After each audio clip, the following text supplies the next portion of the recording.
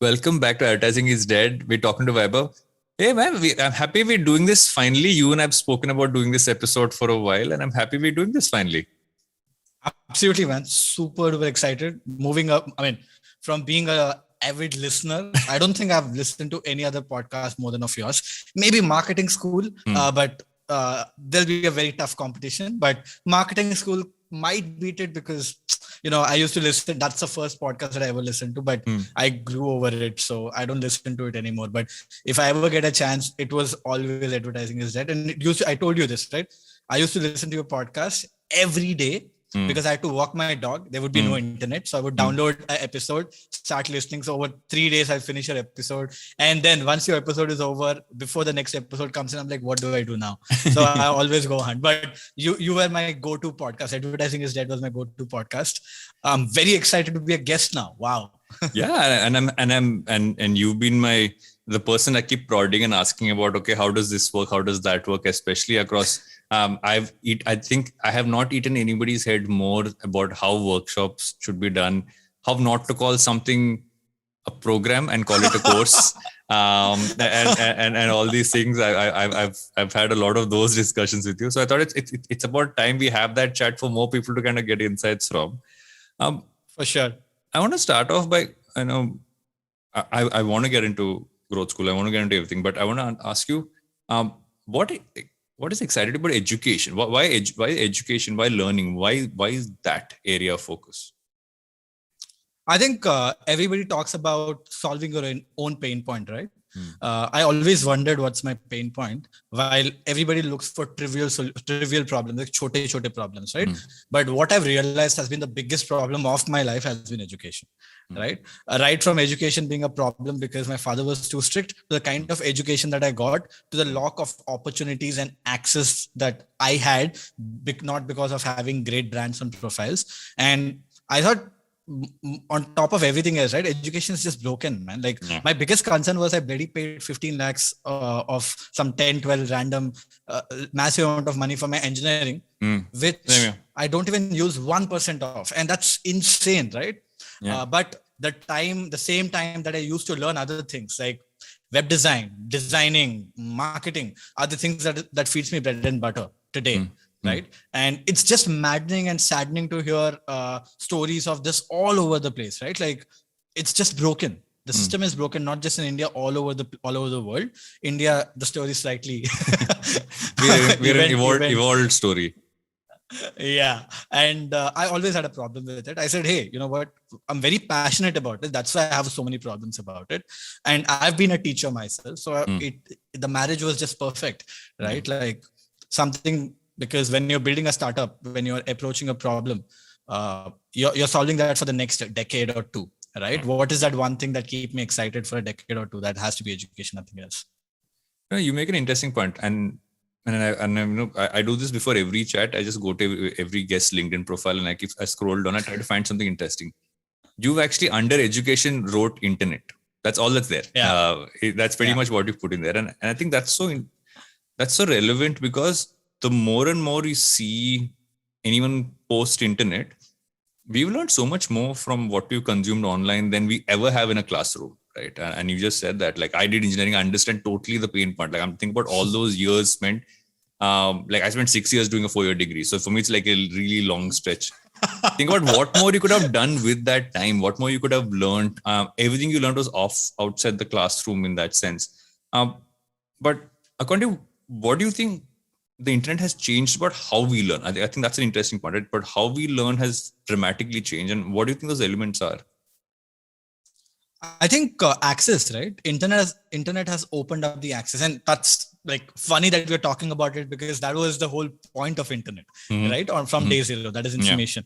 But the beauty of internet, or before internet, I would say computers in form of CDs, DVDs or whatever, was in some way or some form or the other, you were able to get the best form of education even back in the day. So, for me, right, like after my 10th grade, right, the first thing that I requested from my father was $100, with which I bought 3 DVDs of Linda pirated videos, which self-taught me Photoshop. right? And that data was obviously consumed from the internet, from torrents or whatever. So it's still internet, right? During my 12th, while I couldn't understand the topics and concepts from my college professors, I would go back on YouTube to find videos to learn from them, and that's how I've cleared pretty much my engineering. Right. So internet had become the guru to me. Internet had become the professor to me. Internet had become the institution which was giving me the info, which was clearing the doubts that I wanted to every single time. And today it has evolved to much bigger, right? Bigger things, not just information, but also connections. Today, if I have a doubt on podcasting, branding, I hit you up. Why? And we got in touch. We never met physically ever, right? Yeah. That's because of internet. And that's education right there. Right. So it's access. Internet has given access more than anything else. And that access could be to people, information, right? Videos or whatever you want to call it. It's the access that is in center of the internet. I think another interesting point, and you said this, right? Like you wanted to learn a specific thing, you would go and learn it. Education pre-internet was always about everything came in a package deal, right? Like I remember, like I used to love to code. My love for coding died with engineering. Because I would do really well in coding. I was terrible at physics, maths, chemistry, and all that stuff, right? But it was a package deal. You can't do one thing. You have to learn all these things to also learn that one thing. And same goes for everything else, right?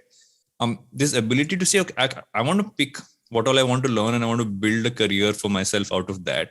I think that's really been one of the biggest changes, right? Is that you can pick whatever you want and you can build whatever you want out of that. I mean, see, I've spoken about this before. That's also one of the ethos or the core fundamentals of growth school is being built. I truly believe that education is going to be modular. What do I mean by that? Is yes, you will have generalistic education till a point of time, right? Like your 10th grade or 12th grade. But I think from 8th or 7th grade, you start picking up your things, right? I learned Photoshop when I was in 10th grade. I could have easily learned that when I was in 6th grade, right? Why not? I started building websites in 12th. I could have easily done that when I was 8th grade because I don't need code.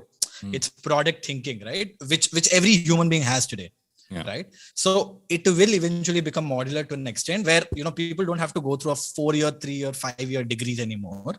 Rather, they'll say, hey, you know what? I'm good at design. I've done that in my school. I've done Photoshop. I've done logos. I've done creatives and all that. But right now I know for a fact what excites me is product designing. Right? I want to become a product designer. So at 12th grade, the guy decides that, and then he gets an array of options of 3-month, 2-month, 4-month programs where he can go through, which are CBCs or in whatever future formats that we will have. We'll finish the program. He'll equip with the 80% of the skill because, the 80-20 rule, right? The 20% skill that uses, he will not acquire the 80% of the skill, but he'll acquire only the 20% part of it, which is used 80% of the time, right? He'll acquire that skill and go out there in the market and learn the other 20% as he goes. Right. And funnily, if you compare this to the current education system, he doesn't get anything. It has been pure play self-learning. Right, because he's asked to clear some maths, physics, chemistry. I don't know what random subjects. I can't even take 10 subject names of 42 subjects that I passed. Right, of my and then think about all the subjects in engineering that you had to pass. Like, I mean, like I said, I don't even remember the names now. Right, but that's what it is. And let's say you become a designer. Right, you did that for 3 years. You did well for yourself and you said, hey, no, you know what? I want to move to product management now. I like designing. Great. But I'm done with it. I want to move to product management. What do? You take one more CBC and you make a transition. Right. And 10 years later, like you did, right? You'll say, screw everything else. I've done everything. Now I want to become a creator. Pretty much become that because you'll get, if you want to learn podcasting, you'll learn from the likes of Varun. If you want to learn, YouTubing, you'll learn from the likes of Tanmay. The best people.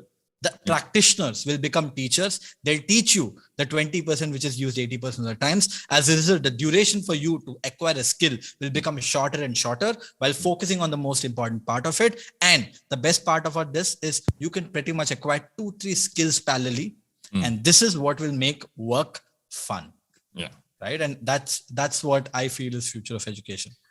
Making work fun is, and I think that's the core part, is that at some point in this, I was reading about how the entire education system was built around how factories worked. It was industrialized, right? You get a set of people and teach them the same thing, the same way you make them do the same chore. The more I look at cohort based, I find it interesting because there's a fluidity to it, but it's still not individual. You're not saying, okay, I'm just putting some stuff online. You watch that, you take a workbook, you're done with it. There is a community to it. There is a group to it.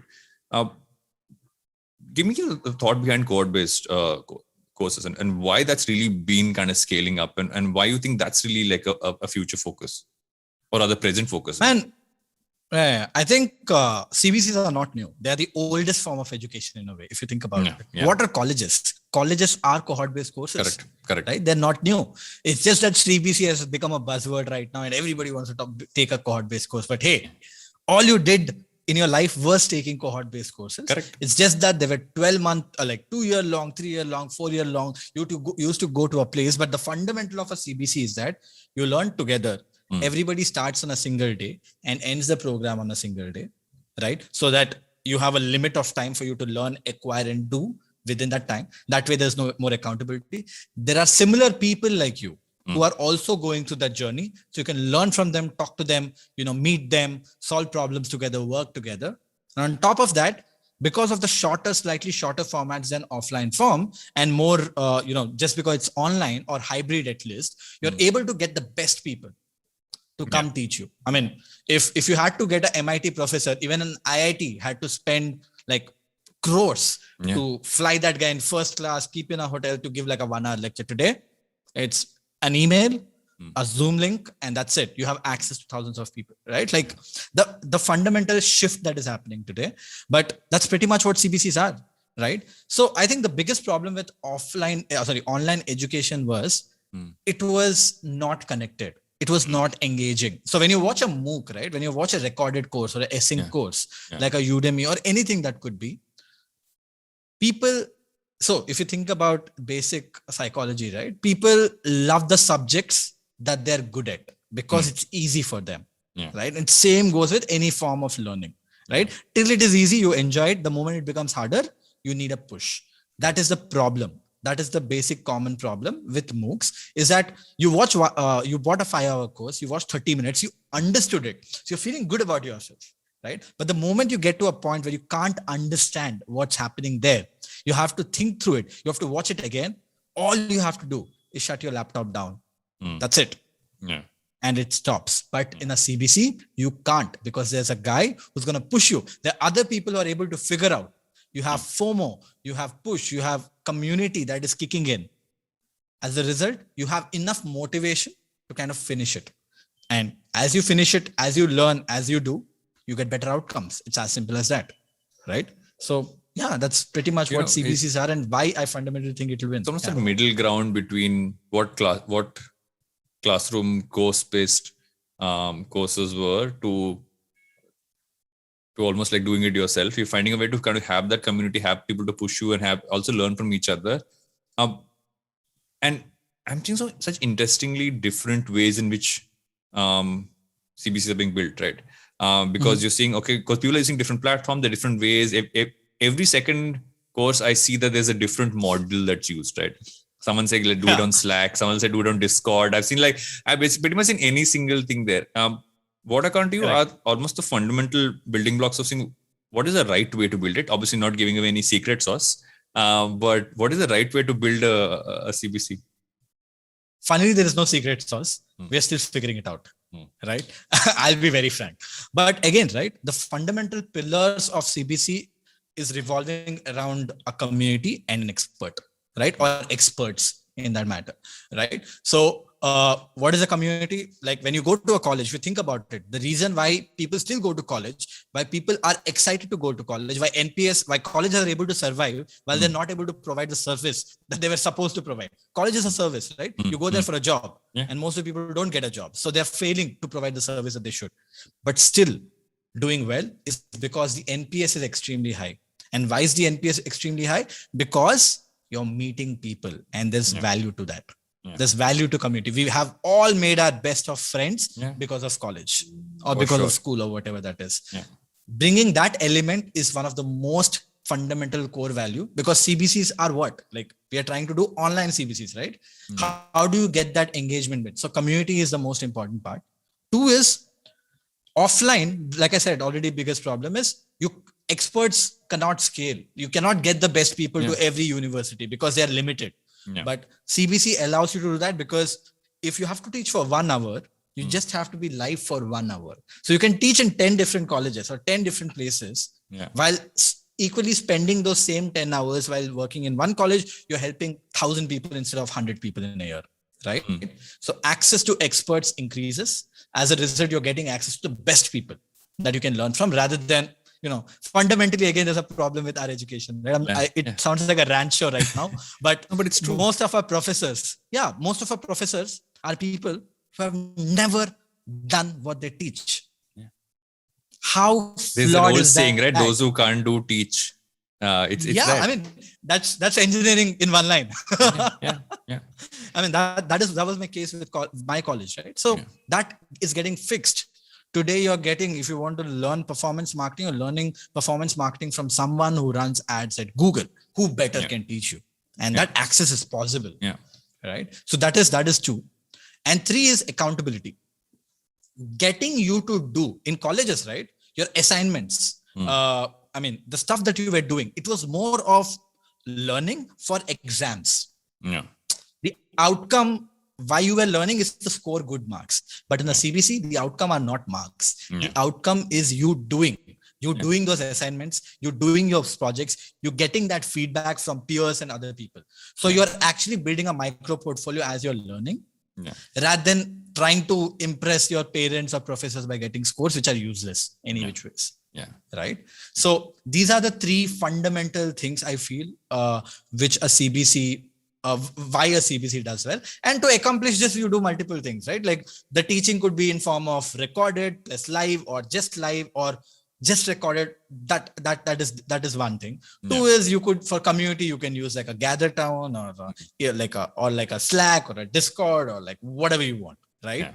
I mean, these are all tools. These are all ways of solving those micro problems, right? But you pretty much are solving for these things on top.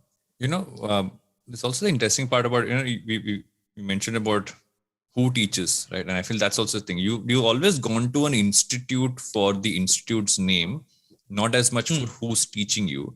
I think this also kind of marks the difference, saying, okay, you're going to learn from X and Y because they've actually accomplished something in this space. They know enough about it. So you will actually get it from them on not just I think we finally moved to that point where theory is very important, but practical knowledge is so much more important, right? Because I remember back in college, we would wait for that industry expert sessions, as they were called. Like someone would kind of come in. All these, every single day is an industry expert session because you are sitting with someone who has done something there. And when you look at that, it almost kind of changes the kind of people who might want to teach. I think a lot of people would always say, okay, if I have to go teach, I have to travel these many days in a month and go somewhere and this and that. I will also seeing a change in mindset of saying, can almost every person who has accomplished something in a space and they really want to kind of, really interact with the next bunch and everything else, is this almost like an avenue for them to really spread it out there?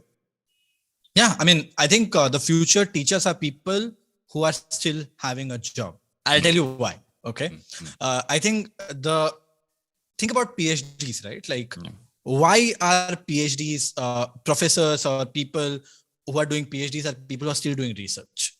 Because they are live right now. And that piece cannot function if you're not active in the market, right? The problem with education is that most of the education is outdated. Now, I've spoken about so many problems, right? Like this is one more. Most of the education is outdated in a way that what you learn cannot be applied directly. Most of the times. Right? But if you learn the same thing from someone who is doing the job that you want to do 5 years later or 2 years later, you're learning the exact skills that you need today. Right? And that changes everything. That literally changes everything, right? Like, because, and that is able to happen. That can only happen if the guy is continuously learning. And the only way an expert can learn when he's doing the job.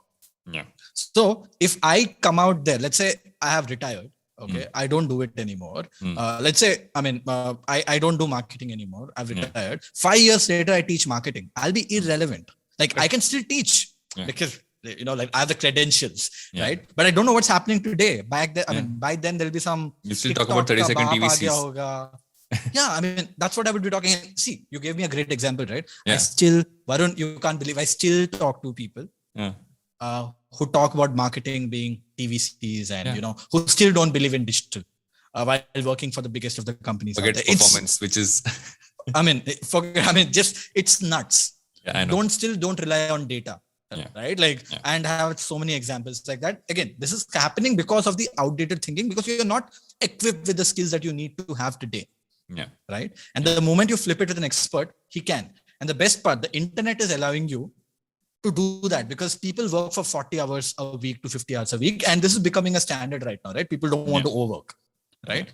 Few will in the early stage. After that, they don't want to. They want to have a good life. In that 50-hour week, you have so many more hours, right? Like you can pretty much shell out 10 more hours a week, 3 more hours a week. And those 3 hours can literally help hundreds of people to become as successful as you are today. And people realize the power of that. People have a sense of giving back today. Most of our mentors, like, it is unbelievable to say this today. When I speak to mentors, nobody asks how much will I get paid.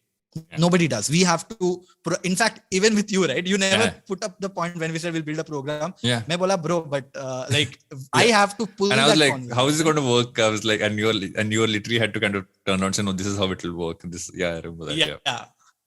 And people are willing to put themselves out there because the advantages for a person is personal branding. He wants to help people. He feels a sense of responsibility. It's giving back. And on top of that, there's a small secondary side of it, which is also side hustle, right? Like, hey, like I taught for 4 hours a week as a teacher in some college, in some boot camp, at growth school or anywhere. I made 25,000, which covered my education, like which covered my house rent, or which allowed me to buy the ring that I wanted to buy my wife without actually thinking about it. Right? Like it's just amazing. Like gig economy or the creator economy is not just for creators. Everybody will become a creator. And that also is modular then, right? Your career is then modular as well, because you have multiple pieces. It's basically a modular based. You're taking that same modular thought process of education, saying that's how your career is, that's how your work is. I mean, that is how we want to think also, right? We have been modular, saying, "Main kaam karunga, I'll go to a vacation also, I'll spend time with family also." We have already been modular in sense. We are just adding one more piece, saying, "Hey, can you sneak in 3 hours a week? Will that impact your life much? But it can help impact so many others' lives, and can also get you a small paycheck passively." Right? It's just a beautiful win-win for everybody. Another part is that suddenly, when you look at education and learning and see the careers that are now available, so versus you traditionally, if you thought about education and learning, you look at a certain kind of set of careers, right? Think of a teacher, think like, very standardized. Now, when you look at opportunities of someone saying, I want to work in education, it's so much more, not just new age, but the kinds of roles, the kind of things you can actually do has expanded so much more, right? So, Prakanti, you almost become prime front and center in almost like anything which is education based, which almost wasn't even a thing in, like, let's say offline or even early internet learning. I mean, if you think about it, right, it's insane. Okay, it's insane. Has ever a university thought about how to engage students? Nope. Now there's a community manager whose job is to engage with students. Has ever a university thought about curriculum kya banayenge? Because curriculum was decided by some body and they had to abide by it. But here we design our own curriculum based on what is the necessity. Right? Has anybody ever thought, how can we make classes more fun? Just like 3 Idiots mein bolta hai na? How can we make classes more fun? We are fucking solving for it. I mean, pardon my French, but we are solving for it because we are following data. Right? The moment we see a drop at some point of time and we see that 2 times, we realize that we are saying something that we shouldn't, because of which the student's interest is going down. As a result, people are dropping off from the call, there are more technology right now which tracks eyes, which tracks face recognition, which does face recognition to even tell you if they're interested, if they're understanding, not understanding, and all that. Right? These things didn't exist before. And they're all happening just in the phase of last 2 years or 1.5 years because of this sudden acceptance of learning online and legitimizing it, right? Like, I mean, 2 saal pehle, when people used to say, I'm doing an online degree, I was like, oh, okay. You couldn't afford, you couldn't go to an actual college, so you're doing it. You couldn't make it. It was correspondence. It was basically distance learning, correspondence, and online was same. Learning. Yeah. Correct. Online learning was distance learning. Yeah. Now, this is the main way to learn. It's no more distance. This is how you learn, because even if you get into an MIT, you're on a Zoom call. Yeah. Right. Yeah. So distance learning is it has become the form of learning now. Yeah. So it's insane, man. It's insane. I mean, the change has been insane. It's so good to see. Yeah. And the most exciting part about it is that now, before this, Varun only used to go to an IIM to talk about brand marketing, right? Or brand building. Today, a guy who's sitting in a tier 3 village, a tier 3 city or a village, is able to tune into the call and able to learn the same content from Varun at a super affordable price, or sometimes free also, without actually moving. Yeah. And how insanely powerful is that? That is equality, right? Yeah, 100%. Yeah, I think that's one of the most fundamental things, right? You've made available to more people. It's also now so much more affordable. Like I could still remember the fact that people had to travel to different places, find a place to stay, to go study, all those stuff. I'm like, you can sit where you're sitting. You can still get all the same knowledge, have the same experience. And it's something which I think the Shopify founder said. He said that everybody now, online experience is always almost a substandard experience, be it work, be it education, whatever. Now online education is equivalent to any other experience because you balanced it out. I think that's the main point there. Hey, I mean, nobody actually thought about solving online, right? Because they didn't need to. Yeah. Right? Can you imagine a TCS saying most of my employees can be remote? They used to time gate their employees, man. Like, they had to swipe their card and swipe in and swipe out their card. Right? Today they're like, oh, please be remote. Because kaam to ho raha hai, right? Correct. So nobody gave it a shot, basically. COVID forced people to give it a shot, and they realized it's powerful, right? But I think, just wanted to add, because you're talking about online. I feel truly future of education has to be hybrid. It cannot be online only. It cannot be offline only. Correct. You learn online because that's more scalable. Yeah. You engage with people online. You do assignments online. You do all that, but there has to be an offline sense, because no matter how much, you meet people and talk to people, the moment you meet them, moment you meet them physically, the moment you do things together, the bonds, the network that you can build is just 10x. Yeah. Right. And that's a very, very important function. I agree. And that is necessary. And with that being said, education should not be online for everybody as well. Like schools should not be made online. It should still be offline. It's very important. They need to learn. They need to enjoy. The very few sectors. I have a daughter in kindergarten. Parent, 2 years. Like she's almost like 1.5 years into school only online. I'm telling you, she needs to be in physical school. Not a substitute for sure. I have a bunch more things to ask you, but I know we need to go in for a break. So we're just going to do that and be right back with Advertising is Dead. Welcome back to Advertising is Dead. We're still talking to Vaibhav. There's a term that's always associated with you, which is growth hacking. That's how I first came to, whenever your name comes up, the term growth hacking comes up. Now, here's my thing. Growth hacking is often used in an extremely positive light or in an extremely negative light.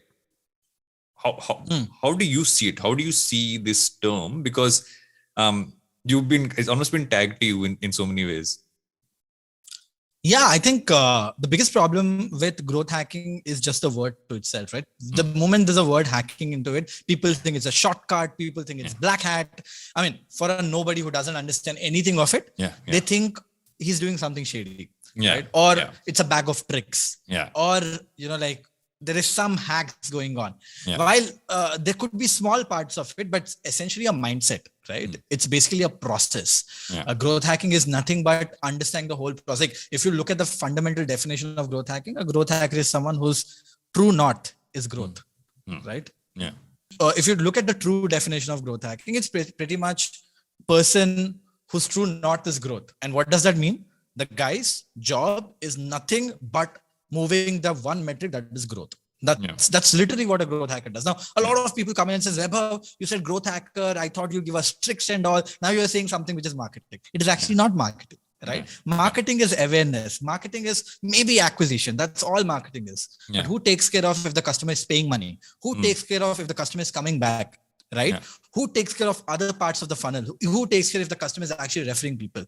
Who takes care of the full funnel? Because growth cannot be only getting people to install the app. Correct. Growth is getting people to install the app, using the app, eventually buying the product on the app, and also referring people. So the loop brings in, and that's pretty much as the process of growth hacking. For doing all this, for accomplishing all this, what we do something is called as experiments. To, let's say, to move a needle. Let's say, Varun, like, you want more people to watch your podcast, listen to your podcast, right? You think of, okay, I can do A, B, C, D, E, F. These are 7 things that I can do to increase my viewership. And all of these 7 things are ways you do it. And in growth hacking terms, it is called as experiments or growth experiments. And the one that works really well, let's say you figured out a way that, you know, you can capture data of all the visitors that are listening. And you can show them that through an algorithmic hack or something, right? And if you're able to repeat it, then it becomes a growth hack. Sometimes this could be very basic stuff. Sometimes it could be like a thing which nobody else knew. It's an experiment that you thought of and it worked out, stuff like that. And that's pretty much it. It's a process. That's it. It's a mindset. It's a process. And because we experiment so much, we end up figuring out ideas and ways which other people have not thought of. And these are pretty much growth hacks. So, it's no interesting. whiz stuff. That's what I like. Why I asked this question also is that if I look at what the internet allows us to do, and I'm glad you brought up the different ways to kind of do it, right? Is that we're able to almost A/B test or test things out, learn from it, iterate, and kind of move ahead. Right? That's the most fundamental way to kind of everything from creating content to building product to everything else. And in many ways, that is almost, I think the term hacking must also kind of come in because it's a very coder thing, right? That you A/B testing, moving ahead, and all that stuff. But you're breaking things. You're breaking things to the most minute level. Hence hacking. Yeah, and there is a beauty to doing that, right? Which can make people really understand what works, what doesn't work, learning from moving ahead. I think also kind of grounds you. I think one of the things you don't get about growth, people don't understand about, is that because you're doing so much of that, you're not saying that I know how this has to be done, so I'm putting it out there. You're saying, okay, I'm learning from people out there. So I'm like, so I feel that in many ways, growth hacking is a way to kind of push ego down as well and actually build better products and services. Yeah, I mean, experiment more, right? When you experiment more, you fail more. As a result, obviously your ego will go down because you're not succeeding with everything that you're doing. You'll fail most of the times. Yeah. Right. But yeah, you're right. I want to take a slight step back and say that when you look at your career, right, and you obviously you did engineering, you had a bunch of startups, you held positions across multiple companies. When I look back at this, if you go back to the beginning, saying what did you really set out to do, and along the way, which are the pieces that kind of helped bring you to this point? What would those be? Man, it's actually funny because all throughout my childhood, all I ever wanted to become was an engineer. That is correct. That part stayed true. That part stayed true. But you're also from the side of the country where all we kind of also had in our heads was to be engineers. Let's be honest.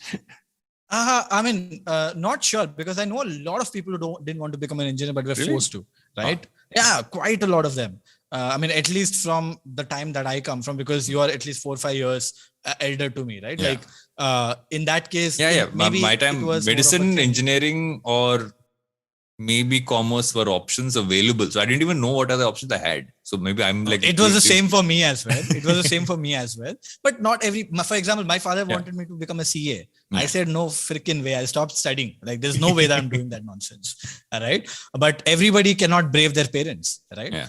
And a lot of people were forced to do engineering. But I was not. While ever since childhood, I was into robotics. So I always thought I'll become like a robotics guy. Like, I like computers. So I thought I'll code and I'll be in mechatronics or robotics or something like that. Because 8th, 9th, 10th, 11th, 12th, I was all into this. Right. I came into engineering. First year also I was into this, but then everything changed, right? Like, I started a small startup, and that the reason for the startup was a breakup. It's weird, right? And everything changed, and I became like a hardcore marketer. Who can imagine? Never thought in my life I'll become a marketer. Right. But what are the things that has led me to where I am is being okay to experiment and being okay to test. Right. While I enjoyed robotics, I also wanted to start. I also wanted to learn designing. I also wanted to build websites. And when I have to build websites, I had to sell it. And I had the intent to make money. So for that, I had to learn marketing, right? And that's where I found my eventual love, right? Or passion. And even then I didn't say that, hey, I want to become a marketer, right? I didn't. My engineering was over. I was a founder or an entrepreneur more than anything else. I got into Uber as a journalist to help them with multiple things because I was a decent journalist. And Uber told me that you're a better marketer. Now, if I had never got into Uber, I probably wouldn't have chased marketing at all, or I probably would be coding today because I had 2-3 offers to become developer also because I came from a computer science background, right? If startup had never happened, I don't know what I would have become. So no idea, man. Like it's multiple things that happens. You just have to be okay with it. I'll tell you one more funny story, right? At Uber, the way Uber happened was because I got bored of my startup. I was running a very profitable startup called Crazy Heads. I was making more money than I was making after 5 years at Uber also, right? But I just got bored of it. And I made that decision saying, hey, I want to learn now and not optimize for money right now. So I left my startup and joined Uber. It was nuts, right? And I ended up spending 4.5 years. And then I was about to move to Mexico at Uber. When there were some changes that happened. And one day before I was about to fly, it got cancelled. And I chose to leave Uber that day. If I hadn't left Uber, I wouldn't have got Klook, which is the travel tech company. And I got a leadership position where I led marketing for them with millions of dollars of budget. And if Klook wouldn't have happened, I wouldn't have come to Bombay. And it's very important why I say this, right? If I hadn't have come to Bombay, there would have been no growth school. I'll tell you how. I've been teaching online for quite a while, but I've been doing that all by myself. I was not able to put the head to it because I had all friends around me. I was chilling. I was having fun. There was never a time. I used to make time to do my things rather than the other way around. But here, when pandemic happened, I had no other option. I only had this house and my dog Phoebe. That's it. I had to do something of that time because I was getting bored. Hence, I started a workshop. One workshop after second after third. Eventually, I left the job. It became growth school, and you know the story, right? So you have to like everything that happens, you have to like latch on it. So today, if something, most of the time things don't go your way, right? Like I never thought I would be leaving Uber, but I did. I never thought pandemic will happen, but it happened. I never thought Klook will ask me to move to Singapore and ditch my job here and do all that stuff, but it happened, right? It's just pick up and go with the flow. And that's what I've been doing, going with the flow throughout. But it's beautiful, man. And the way I look at it, I think everybody gets an opportunity. You just need to see what you can do of it. I think the interesting part what you said, right? Because I often try to ask my guests, saying, what would you kind of tell people kind of starting off their careers right now, or at a certain point when they want to make a change or kind of evolve? I think what you just said makes so much sense for how we should look at it. Look at each point of time as, there are opportunities that come up across your career, but you're kind of taking them up in the right sense. You're noticing where you could kind of take it and kind of building off that. I think the experimenting part makes so much sense. Towards the end of every episode, I ask my guests a set of questions. You've heard the podcast, you know what those questions are. What do you spend a lot of time doing beyond what you do, which takes up a lot of your time, which you're I would say not obsessed with, but really it is something which you really want to want more time to do? What is that thing? Well, if you would have asked this when I was working for a job, I would have said startup. But since last 1 year, I absolutely do think that I absolutely love, that is building the business. So right now I know I sound like a nerd right now, but that's the reality, right? I mean, at this point of time, if you tell me what is that one thing that you would like to pick, I would say I would like to continue doing what I do today, right? Because this was the dream. Right. I always wanted to start up again. And I just got started with it. I don't know, 5 years later, it might slightly change where I say, hey, I need little more time with my family. That doesn't exist today. So I enjoy doing that. But except for it, I always have a hobby here and there, man. But it keeps changing. It's never the same. For example, at some point of time, I'll be too much into a game, which I want to finish on my Xbox. Sometimes I'm into like IoT. So there was this phase of 4 months where I like automated whole of my house and got Raspberry Pis and started to code and, all that nonsense, burnt a few bulbs and like short circuited my house. I go mad like that sometimes, right? There are times when I want to like learn something new, right? And I go in that phase of learning something new. Right now I have this madness of testing out multiple ideas because I have a team right now, never had this. We're testing out multiple ideas, and that is super exciting for me. And very recently, I've picked this very bad habit of playing cricket on my Oculus. Every 30 minutes that I get, I'll put my Oculus in and I'll start playing cricket. You're getting into the metaverse. Yeah, absolutely. Thoroughly enjoying it. It feels like my childhood dream is being accepted right now. I can literally face a Mitchell Stark bowling 150 kilometer speed through VR. It's crazy. Right? You know, whenever someone tells me about VR, I give them an example. So my grandmom's in her late 80s, right? And she still have to kind of travel and see the world and stuff. So a couple of birthdays ago, I bought her a VR set. So she gets to and she only sees like landscapes and like gardens and stuff. So for her, it's like going on holiday, right? She puts it on. I'm like, that's the example. Like you saying that, how much people enjoy it. I'm like, that's like one of my favorite examples, because she's on holiday. She's just watching stuff where she wanted to travel, but obviously she's now at the age where she can't. So I'm like, okay, that's But I think that the metaverse piece is a far longer conversation for maybe another episode when you do. Yeah. It's brilliant. I mean, can't do an episode with me because I don't understand most of it. But I'll definitely tune into one if there is one happening. Yeah. Anything you watched, listened, or read recently that you would recommend? I'm not a avid reader. I don't read books. I'm mostly video guy. So I mean, I'm mostly like spending time watching Polymatter on YouTube, or there's this couple of really good YouTube channels that have come up. CNBC has a international thing where they keep doing reviews of startups, keep doing reviews of business models. There's something called as Think School in India. The guy is doing a phenomenal job. So those are the content that I watch a lot. Usually I'm a little case study guy, breakdowns guy. I enjoy watching that content. I also I have this inner demon of watching scandalous documentaries of like murders and those mysteries, and I enjoy watching that part. But yeah, I mean, it's true crime is everybody's guilty pleasure. Everybody wants to like watch crime-based things. Yeah. And the last question, which is generally a spin on the name of the show, why do you think cohort-based courses will not die? Because that's a form of learning that we are used to, starting from the Vedic times to colleges to now, because it has all the elements for you to learn. You learn from gurus, you learn from people, you learn from doing, and that's what a CBC is, right? So it's a form of learning. Just because it has become online or offline or hybrid doesn't matter. CBCs are the way you learn, right? And it's not going anywhere. It might evolve to be even better with data, but it's not going anywhere.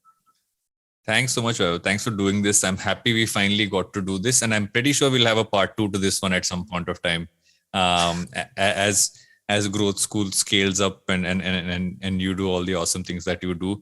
Thanks again for coming on Advertising is Dead. Man, looking forward to the second one, and thank you so much for having me, dude. This is like a dream come true for me. Thank you. IVM